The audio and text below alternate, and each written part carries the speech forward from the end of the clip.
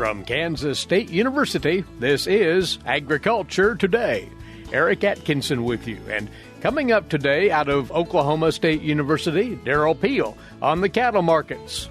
He'll pass along the positive news from the USDA's latest beef export sales data, and he'll remark on concerns about slowdowns in beef processing at packing plants because of pandemic-related employee absenteeism. Also today, K-State's A.J. Tarpoff will talk about taking measures now to avert Scours Disease in newborn beef calves, as the calving season will begin for many of you producers in the coming weeks, with the emphasis on biosecurity in reducing the chances of scours turning up. And we'll have this week's K-State agricultural events calendar for you as well. All that right here on Agriculture Today.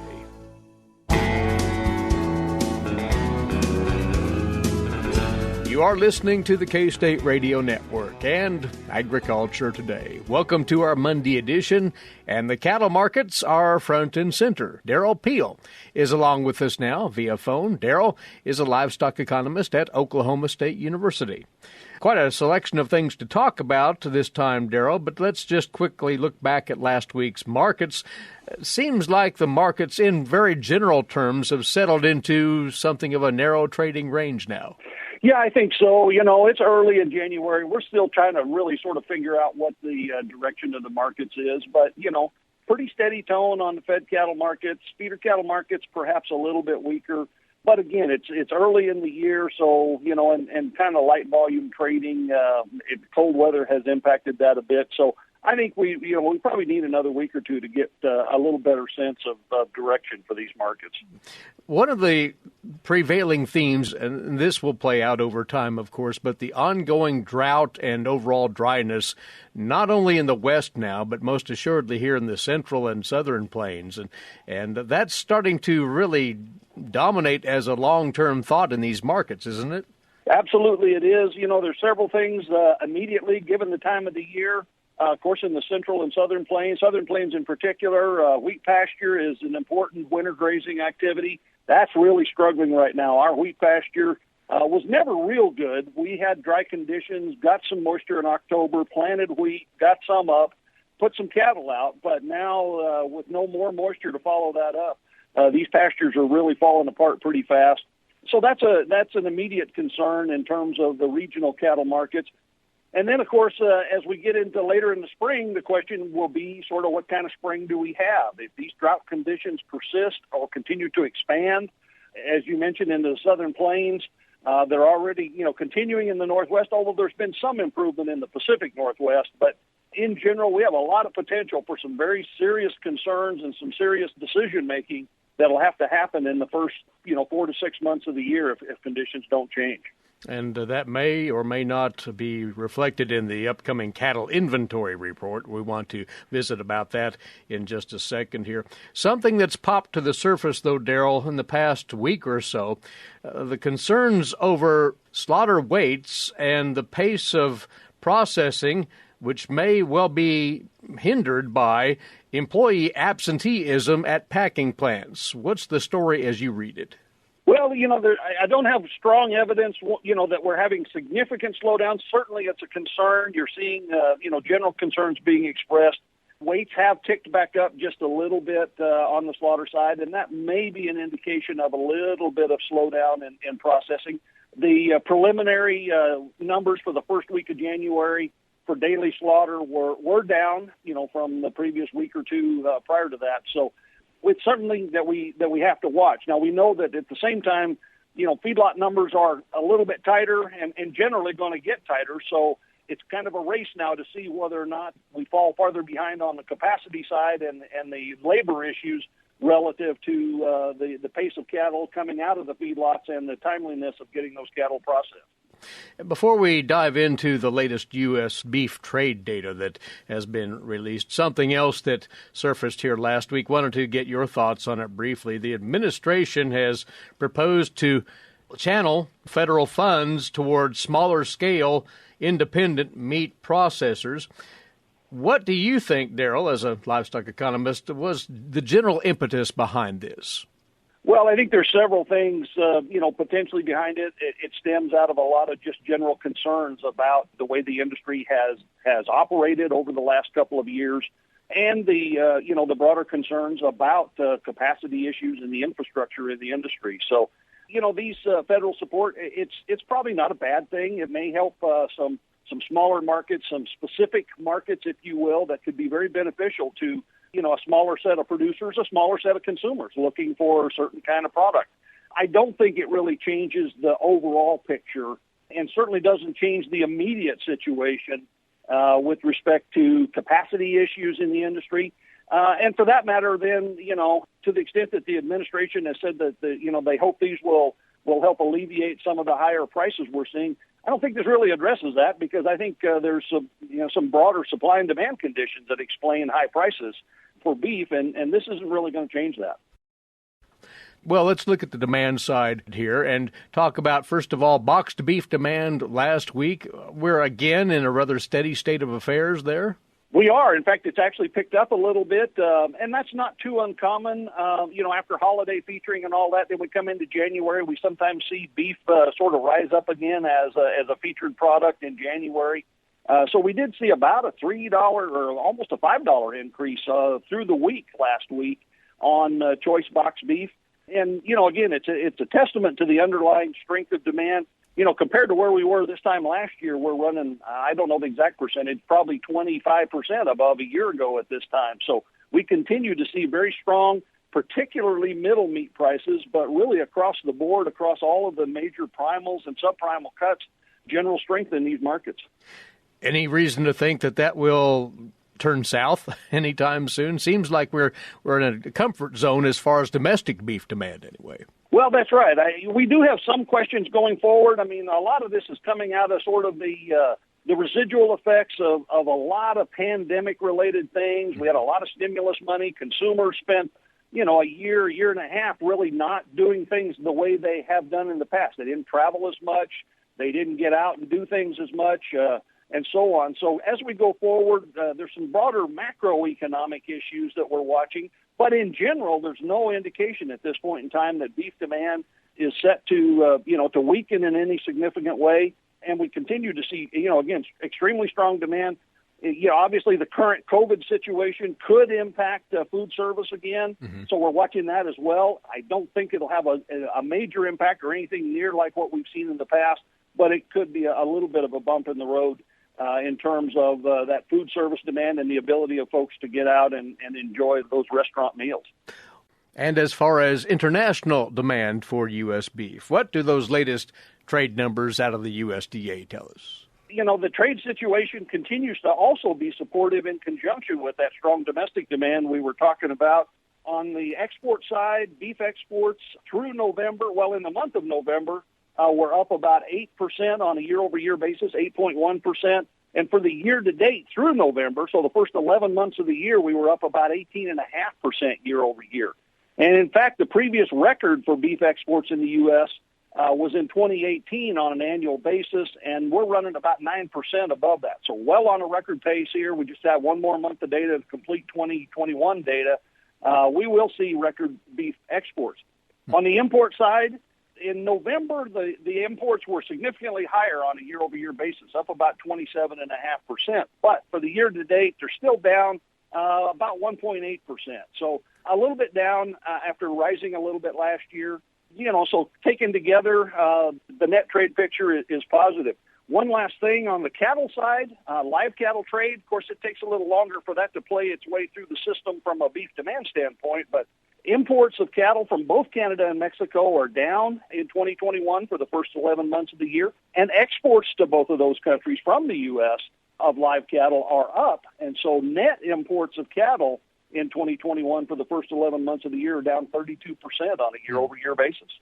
Do want to finally ask you about this upcoming USDA cattle inventory report. It's at month's end, so we're a couple of weeks out now or so. What are you anticipating out of that, Derrell? Well, in general, we're looking for reduced inventories, tighter supplies of cattle. Obviously, the primary driver of the industry long-term is the beef cow herd. And estimates range from a 1.5% to 2% down. I think I'm currently estimating it a little bit more than 1.5%, 1.6% maybe down.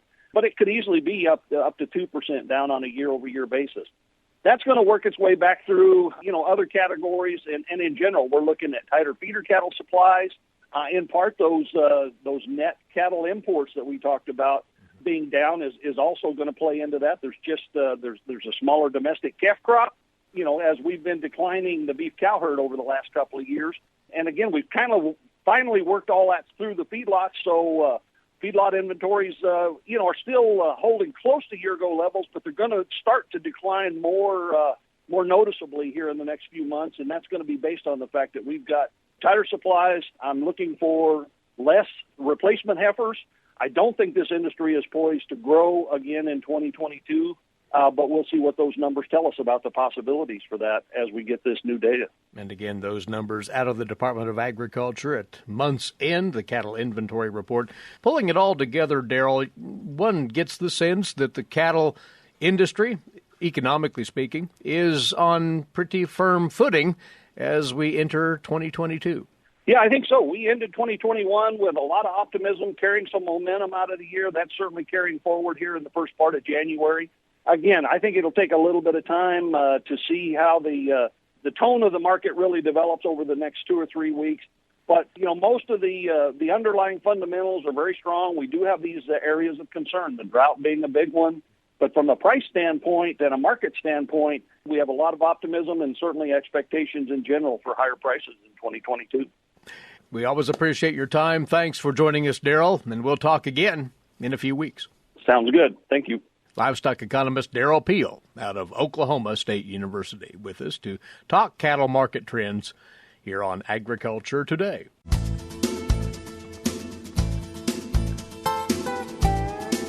You are tuned in to Agriculture Today.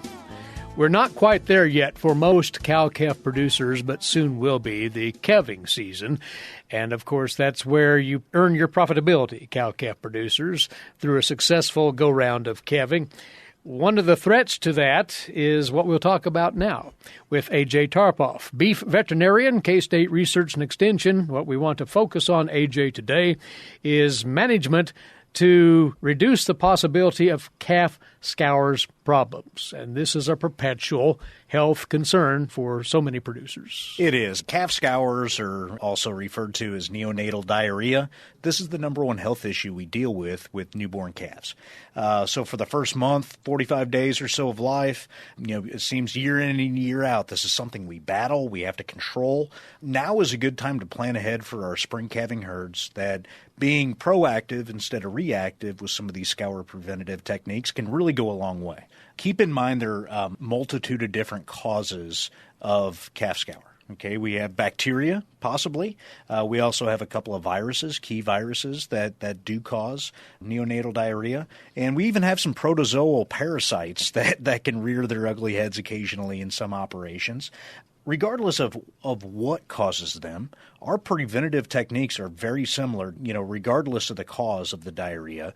We try to prevent it and control it in very similar ways. Let's walk through those, if we might. And, well, first and foremost, it would seem, is the basic concept of biosecurity around the calving area and where those calves are penned post-calving. It is. So I think the number one thing when we talk about biosecurity is we're trying to prevent introduction of the disease.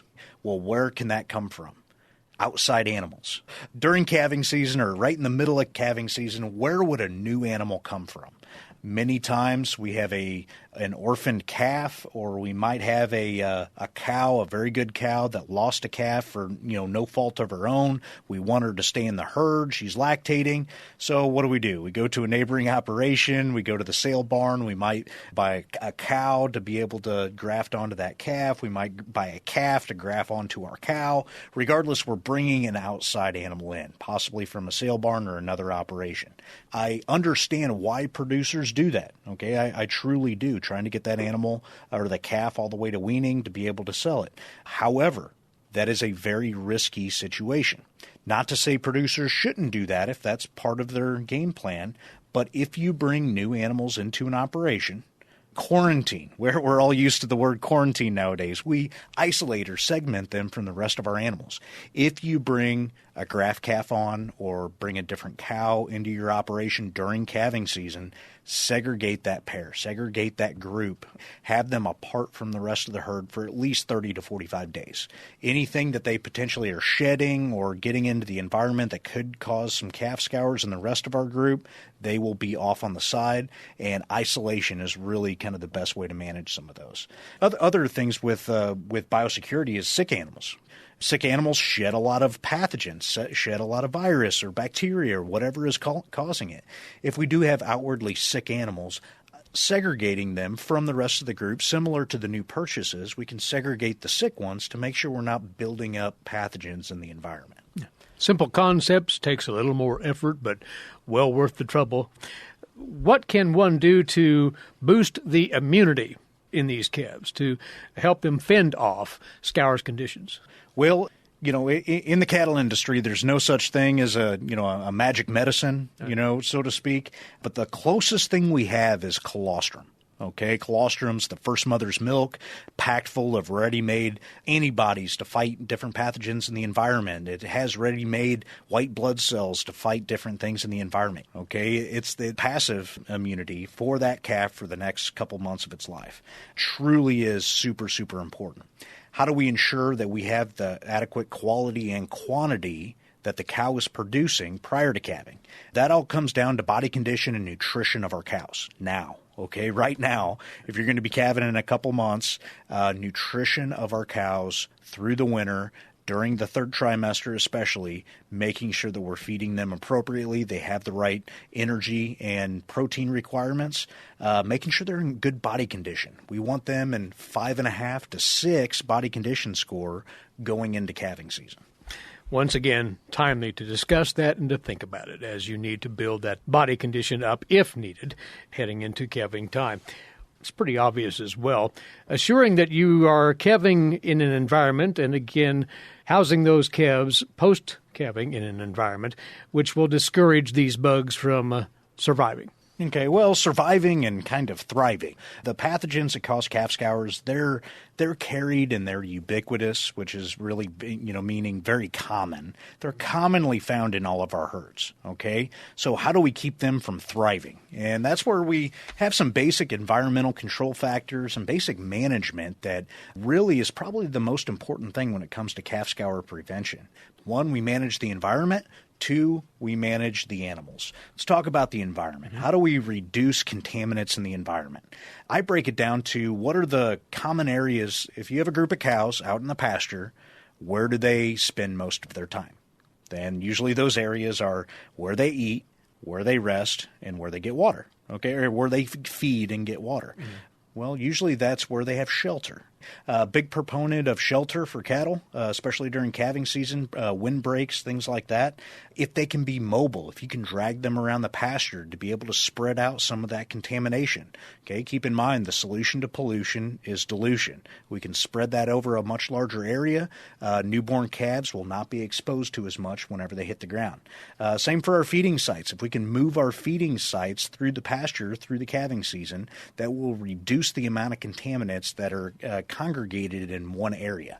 Water sources, obviously, those are difficult to change or move through the area, but keeping them dry, okay, making sure that we don't have mud or manure buildup around some of those water sources can really go a long way. Those are all things to keep in mind is basic management on reducing pollution in key critical areas of the pasture. The second is the animals themselves. And this also comes to some of the key components of the Sandhills calving system, if some of you are familiar with that. Part of the Sandhills calving system is we're breaking what's called the amplification cycle.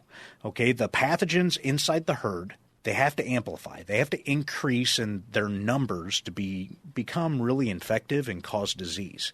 And what these pathogens use are older calves. Older calves are born earlier in the season. They get exposed to a very low level of pathogen. They don't get sick. Okay, that's normal. Usually we see our scour issues in the latter third of our herd that hasn't calved yet. So our later calvers are more at risk. Well, what's different with those calves that are born earlier in the season? They're exposed to a low level. but those pathogens replicate on the inside of the calf. When they do that, they shed an enormous amount of pathogen, but they don't get sick themselves. So understanding that older calves amplify these pathogens, if we can separate the older calves by age or separate our pairs as they come off, we can greatly reduce the overall risk. Okay, we're protecting newborns from that exposure. So if we can separate our calving groups by 2 to 3 weeks at a time, we can calve for 2 to 3 weeks at a time. Anything that hasn't calved yet, if we can move them, the still pregnant cows, into a different pasture or paddock to continue the next cycle, so to speak, of calving, that can really go a long way in reducing the overall risk, where they calve in a clean environment and we break the amplification cycle when we split the herds like that. So that's the idea behind the Sandhills calving system. In reality, does that work for everybody? Do we have limitless pasture or paddocks or anything like that? No. But we can do different things on moving feeding sites. We can do different things with separating groups of cattle, separating pairs from our cows that haven't given birth yet, and making sure that, waiting until for 2 weeks at a time, 2 to 3 weeks at a time, we can keep those groups separated. Now, once the youngest calf's about a month of age, we can put everybody back together and we can manage them as one group. But that by itself, managing the environment, managing the animals, we can greatly reduce the risk of calf hood scour. Just as a footnote to that, cleanliness around working areas when it's necessary to use those. We'll get into that too. Yes, and that kind of transitions to the last piece on hygiene, okay? Environment and hygiene, cleanliness. If you have a calving barn, if you are using calving equipment, anywhere that you're working with those calving or dealing with newborns, cleanliness is critical. Okay, whether it's the floor in your handling facility, whether it's you have a bedded barn where you bring animals in at night on cold days for newborns, any of those areas can become heavily contaminated during the calving season. So be cautious of that, making sure that you're prepared with clean bedding, that you do have a skid steer or tractor ready to be able to clean out some of those calving areas during the middle of the calving season. Anything that we can do to clean those areas and maintain the cleanliness through the season can go a long way. Is all of this worth the trouble when it comes to preventing calf scours, AJ? In closing, the answer is a resounding yes. It truly is. These are management considerations and just a good, solid understanding to make sure, one, we don't shoot ourselves in the foot by doing something inadvertently. This is a good reminder to make sure that we have what we need on hand, a good reminder of just basic things that we can do on any operation to truly help reduce the risk. AJ, thanks for going over all of this. Always a pleasure. AJ Tarpoff with us, beef veterinarian, K-State Research and Extension. We'll be back with more on Agriculture Today.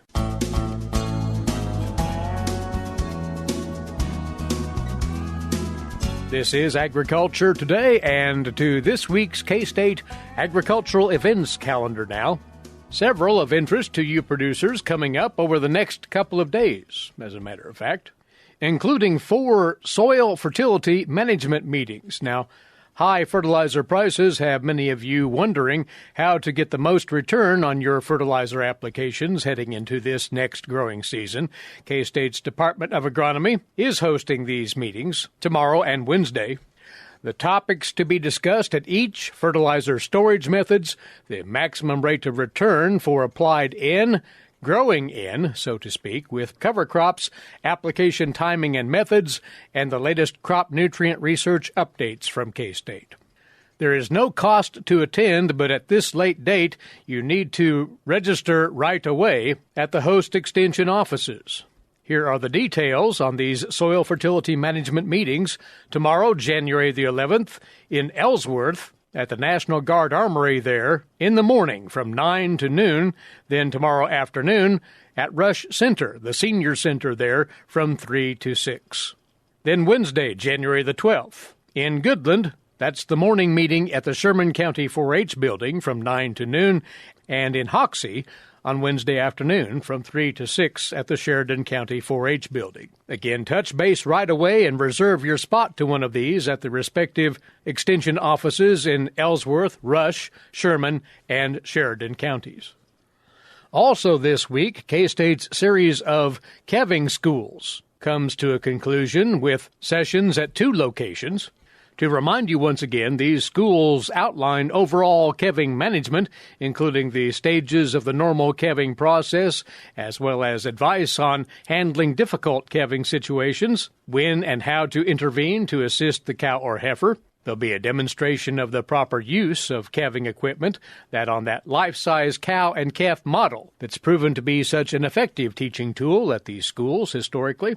Once more conducting these, the gentleman you just heard from a few moments ago, K-State Research and Extension beef veterinarian, A.J. Tarpoff. We're going to go through all the different stages of calving, talk about a lot of different calving tools, techniques, when to call for help, time frames. It's a great program for, regardless of how much experience you have, whether you've been calving cattle for 50 years or just getting into the cattle business or just want to learn a little bit more, there will be tips and techniques just for anybody. K-State's A.J. Tarpoff there, the final K-State calving schools of this year's series. Tomorrow, January the 11th, it's an evening meeting at the Fairview Community Center in Fairview, Brown County. Then on Thursday the 13th, at the McPherson County 4-H building in McPherson. And let the respective extension offices in those counties know you're going to be taking in the K-State calving school at that site. Again, Tuesday in Fairview, Thursday in McPherson. And looking a little further ahead to next week and even beyond, K-State continues to conduct these Winning the Game grain marketing workshops at multiple locations around the state of Kansas. K-State grain market economist Dan O'Brien and colleagues are conducting these morning and early afternoon workshops. They cover the following: the key factors in developing effective grain marketing plans, developing pre-harvest marketing plan action strategies, and experiencing a plan through a special exercise. Most of these upcoming are corn marketing workshops. There is one exception, which we'll note in just a moment. A grain marketing workshop in Erie, a week from today, the 17th of January. Then Wednesday the 19th in Wichita, and Thursday the 20th in Harvey County. The next in the series will actually be a soybean marketing workshop, that in Solomon, on Monday, January the 24th. Then more corn marketing workshops in Liberal on the 31st, in Leota on Tuesday, February the 1st, and at a site to be determined in the Twin Creeks Extension District in northwest Kansas on Wednesday, February the 2nd. You can go online to agmanager.info for the full rundown on these, or again contact the local extension agents in those host locations. That's our time for today. Thanks for being along with us. Eric Atkinson here. This has been Agriculture Today over the K-State Radio Network.